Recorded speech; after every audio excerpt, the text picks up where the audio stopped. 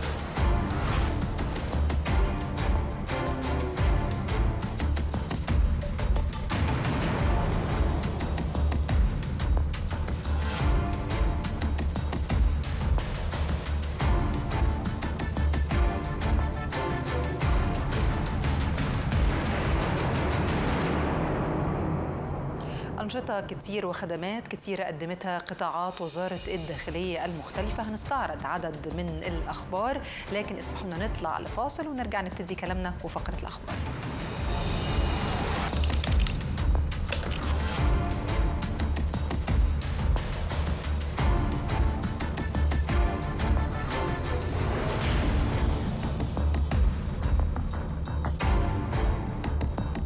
أهلا بحضراتكم من جديد. أول خبر معانا في فقرة الأخبار: وزارة الداخلية تصدر قرار تنفيذي لقرار رئيس مجلس الوزراء رقم 3326 لسنة 2023 بالحصول على الإقامات أو تجديدها للأجانب المقيمين بالبلاد، وكذا تقنين أوضاع الأجانب المقيمين بصورة غير قانونية طبقا للنموذج المعد من جانب الإدارة العامة للجوازات والهجرة والجنسية، ووفقا للرسوم المحددة بقرار رئيس مجلس الوزراء سيتم العمل به اعتبارا من يوم 16 سبتمبر الجاري.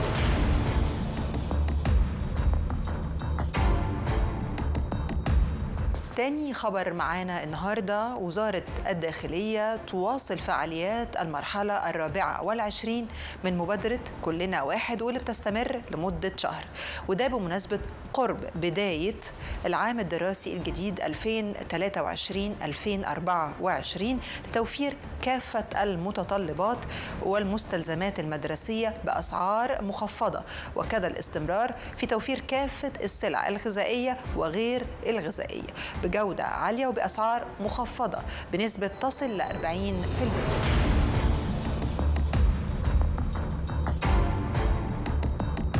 ومن أخبارنا النهاردة: وزارة الداخلية تواصل فعاليات مبادرة كلنا واحد معاك في كل مكان تحت رعاية السيد رئيس الجمهورية، وده طبعا لتخفيف العبء عن كاهل المواطن المصري من قاطني المناطق الأكثر احتياجا وكمان السيدات المعيلات، حيث اطلع قطاع حقوق الإنسان بالوزارة بالتنسيق مع القطاعات الأمنية والجهات المعنية بتوجيه قوافل طبية وإنسانية استهدفت عدد من القرى والتجمعات السكنية بنطاق محافظة مطروح لتقديم كافة أوجه الرعاية والدعم للمواطنين.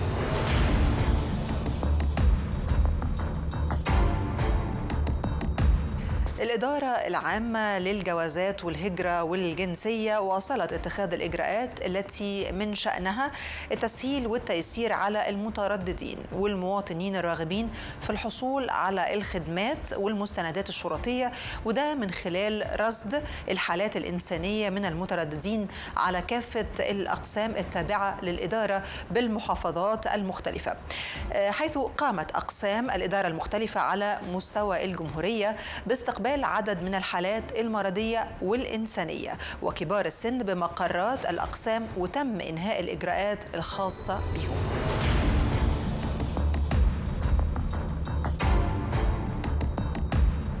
ومن أخبارنا كمان قطاع الأحوال المدنية واصل إيفاد قوافل مجهزة فنيا ولوجستيا لتقديم كافة الخدمات التي يقدمها القطاع للمواطنين من البطاقات الرقم القومي والمصدرات المميكنة بنطاق عدد من المحافظات. وأسفرت تلك القوافل عن استخراج عدد 12839 بطاقة رقم قومي وعدد 30967 مصدر مميكن.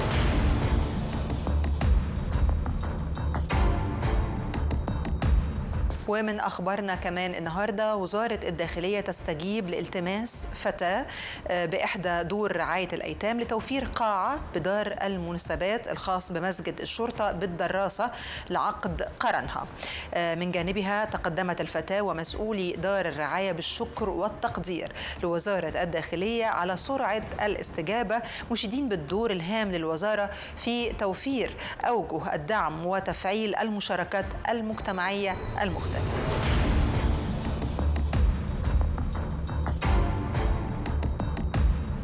وآخر خبر معانا مشاهدينا النهاردة في فقرة الأخبار، قام قطاع التدريب بتنظيم ندوة تثقيفية بعنوان التوعية بمخاطر التدخين والإدمان لعدد من المجندين وطلبة معاوني الأمن والأفراد بمقر الإدارة العامة للتدريب، واللي شهدت مناقشات حول التوعية بمخاطر التدخين والإدمان ومدى خطورتها والتأثيرات السلبية ليهم. يأتي ذلك في إطار حرص وزارة الداخلية على توعية كافة أجهزة وقطاعات الوزارة.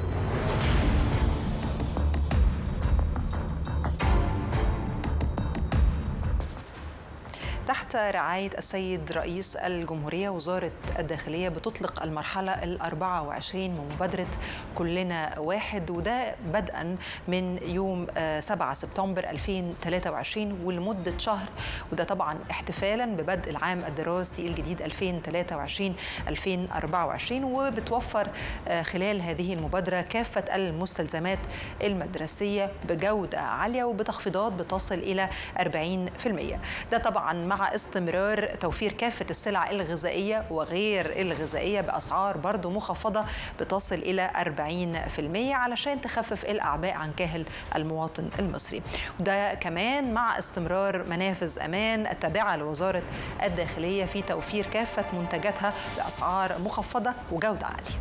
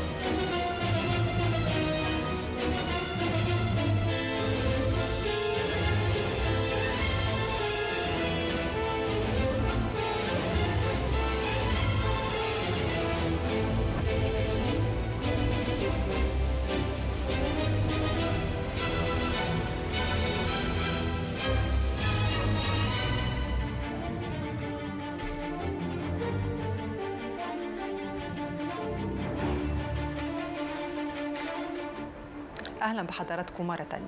الحقيقة أنه فعلا وزارة الداخلية بتهتم جدا بالمواطن المصري، ومع بدء العام الدراسي الجديد 2023-2024 كانت حريصة وزارة الداخلية جدا على تنظيم هذه المبادرة، مبادرة كلنا واحد في مرحلتها ال24 تحت رعاية السيد رئيس الجمهورية، علشان توفر كل المستلزمات المدرسية للأسر المصرية، وده طبعا بجودة عالية وبتخفيضات بتصل إلى 40%، وده تفعيلا للدور المجتمعي الهام جدا للمنظومة الأمنية.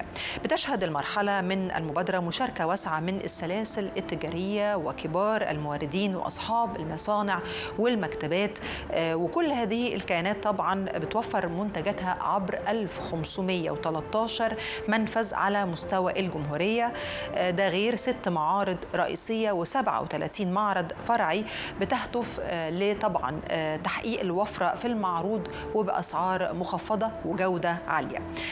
وطبعا علشان كمان المواطنين يعرفوا أماكن المشاركة في هذه المبادرة بسهولة، سهلت الأمر وزارة الداخلية على المواطنين، وقامت بتوضيح كل الأماكن المشاركة والأسماء والعناوين لهذه الكيانات على الموقع الرسمي لوزارة الداخلية على صفحتها على الإنترنت.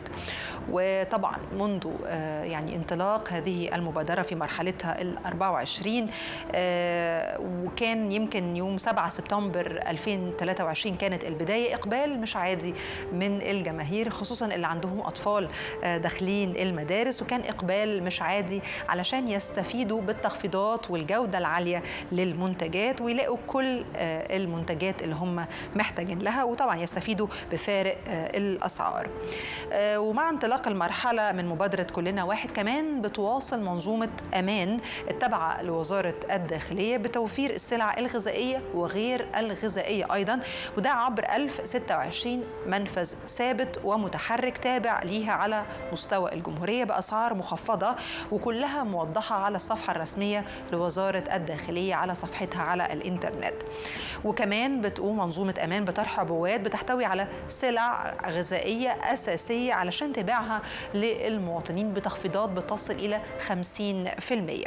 بتستمر مبادرة كلنا واحد اللي بتقوم بها وزارة الداخلية في كل مراحلها في دعم ومساندة الأسر المصرية علشان تخفف عنهم أثقال وأتعاب الحياة، خاصة في المناسبات المختلفة زي طبعا بداية عام دراسي جديد. خلينا نتابع كل هذه التفاصيل في هذا التقرير.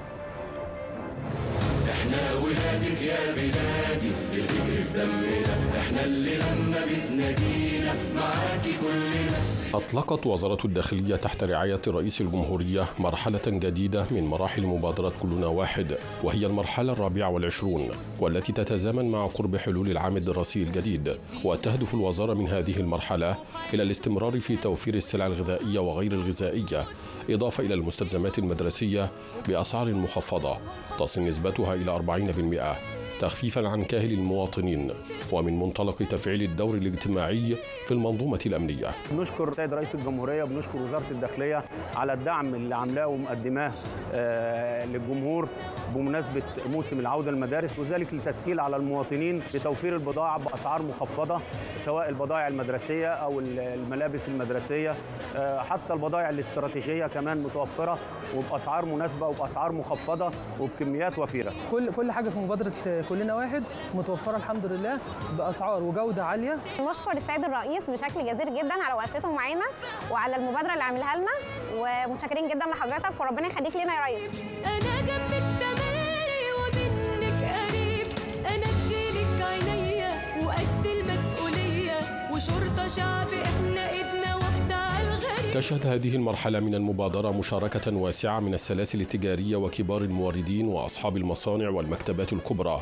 كل هذه الكيانات توفر منتجاتها عبر 1513 منفذا على مستوى الجمهورية، فضلا عن 6 معارض رئيسية و37 معرضا فرعيا، تهدف إلى تحقيق الوفرة في المعروض بالأسعار المخفضة. وتيسيرا على المواطنين في الوصول إليها، أتاحت الوزارة أسماء وعناوين الكيانات المشاركة على موقع وزارة الداخلية على الإنترنت. كان لنا كل الفخر والشرف أن احنا نبقى داعمين ومساهمين بمنتجاتنا في المبادرة اللي وصلت التخفيضات فيها لأكثر من 40%، واللي أدت بصورة كبيرة جدا وبشكل ملحوظ في منافسة المنتجات الأخرى. دي رابع سنة ليا مع وزارة الداخلية وفي مبادرة كلنا واحد، إن أنا بشارك فيها. طبعا في إقبال كثيف طبعا على المواطنين، لأن زي ما أنت حضرتك عارف المواطن طبعا بيحب الجودة حلوة، وإحنا الجودات اللي نازلة هنا من الكشاكيل والشنط والكراريس جودة عالية جدا وصناعة مصرية وبتخفيض 40%. مبادرة كلنا واحد دي بصراحة احنا بنستناها من سيادة الرئيس، لما بتبقى موجودة احنا بننزل بنشوف السلع اللي احنا محتاجينها، والسلع الاستراتيجية بصراحة بتبقى سعرها أقل من بره بكتير جدا. سيادة الرئيس بصراحة اللي بيعملوا معانا في المبادرات دي يعني احنا بيوفر علينا مصاريف كتير جدا. فاجئت الأسعار جميلة جدا، الخامات حلوة، المنتجات حلوة. شكرا وربنا يخليك لينا يا ريس، وربنا يجعله عام موفق لينا جميعا إن شاء الله. لما بخش الأماكن اللي بتبقى موجود فيها المبادرة بتاع كلنا واحد بلاقي فيه توفير أكتر في الأسعار وفي الكميات عن الفروع اللي بره. احنا مصر ومصر احنا في كل صعب، والحكاية مستمرة من سنين. كل واحد فينا شرطة ولا شعب، حبها في قلوبنا بعد الدين دي. منذ اللحظة الأولى لانطلاق المرحلة 24 من مبادرة كلنا واحد في 7 من الشهر الجاري، والإقبال كبير من قبل المواطنين على شراء كافة احتياجاتهم، بخاصة من المستلزمات المدرسية، مستفيدين من فارق الأسعار التي أتاحتها المبادرة لهم في هذا التوقيت. لقينا أسعار الأدوات المدرسية كويسة، أحسن من بره بكتير وأرخص. بنقول للرئيس شكرا على المبادرة اللي حضرتك عاملها لنا وبتساعدنا. الأسعار أحسن من بره بكتير وفرقت معايا كتير طبعا، ووفرت معايا في جيبي. لما بنيجي نلاقي ان هي تخفيضات 30 و40% عن الاسواق بره، فطبعا ده عامل فرق كبير وعامل مساعده وعون لينا. احب اقول لسياده الرئيس اشكرك على المبادرات والانجازات اللي بتحاول تعملها لنا. أحب أشكر طبعا الرئيس على المبادرة دي، إن هي مفيدة ليا والناس كتير وجاية في وقتها المناسب. يا مصر يلي شمسك لا يمكن تغيب، أنا جنبك تملي ومنك قريب. ومع انطلاق مرحلة جديدة من مبادرة كلنا واحد، تواصل منظومة أمان التابعة لوزارة الداخلية توفير السلع الغذائية وغير الغذائية عبر 1026 منفذا ثابتا ومتحركا تابعا لها على مستوى الجمهورية بأسعار مخفضة، وهي موضحة على موقع وزارة الداخلية على الإنترنت. كما تقوم المنظومة بطرح عبوات تحتوي على سلع غذائية أساسية لبيعها للمواطنين بنسبة تخفيض 50%. فينا منفذ أمان على طول احنا بنيجي نتسوق من عندهم هنا، الأسعار بتاعتهم مخفضة وكويسة، ولقينا منزلين عرض مبادرة السيد الرئيس السيسي. كرتونة النهارده والله محتوياتها كويسة، تفرق معانا في الأسعار، في كميات كويسة وأسعار كويسة، فبتفرق معانا في ظروف المعيشة. تستمر وزارة الداخلية عبر مبادرة كلنا واحد في كل مراحلها في دعم ومساندة الأسر المصرية لتخفيف الأعباء عنهم، بخاصة في المناسبات المختلفة كبداية العام الدراسي الجديد.